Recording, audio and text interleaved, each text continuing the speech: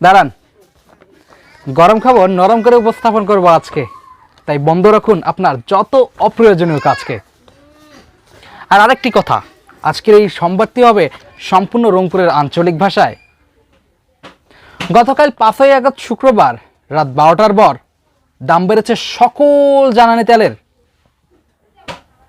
গতকালকে এই খবর শুনিয়ে শোক ক্রেতা বিভিন্ন পাম্পে গিয়ে জমা হয়েছিল, কিন্তু অনেকেই তেল পায় নাই। মেলা জায়গার তো মারামারিও শুরু হয়ে গেছে। কোনো কোনো জায়গাত রাত 12টার আগেই বন্ধ হয়েছে তেলের পাম্প।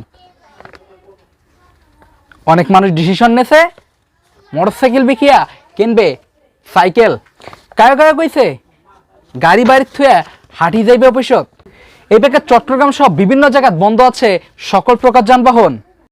তেলের দাম বৃদ্ধি পাওয়ায় যাত্রীরা গাড়ি না পাওয়ায় বিভিন্ন জায়গায় যাত্রীরা আন্দোলন শুরু করে দিয়েছে এবং তাদের আন্দোলন ঠেকার জন্য পুলিশ মোতায়েন করা হয়েছে বিভিন্ন জায়গায়।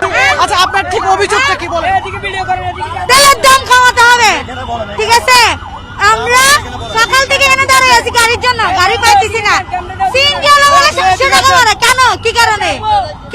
উনি যেমনটা বলছিলেন, গার্মেন্টস কর্মী এবং পরিবহন শ্রমিক যারা আছেন তারা কিন্তু সকাল থেকেই এখানে আগ্রাবাদ মোড়ে সড়ক অবরোধ করে রেখেছেন। এই মাত্র পুলিশ এসে তাদেরকে রাস্তা থেকে সরিয়ে দিয়েছেন, যার কারণে তারা এখন তাদের যে ক্ষোভ সেটি অনেকটা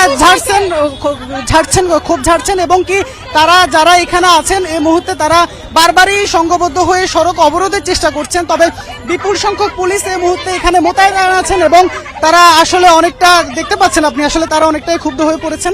আমরা তাই একটু দূরে সরে যাচ্ছি তাদের কাছ থেকে। মজার করা হলো মোটরসাইকেল হারার সম্ভাবনা এখন খুবই কম, কিন্তু দুঃখের বিষয় হলো আপনার বাসায় যদি থাকে সাইকেলটাকে একটু সাবধানে রাখিয়েন, আপনার সাইকেল হারার সম্ভাবনা এখন অনেকটাই বেড়ে গেছে।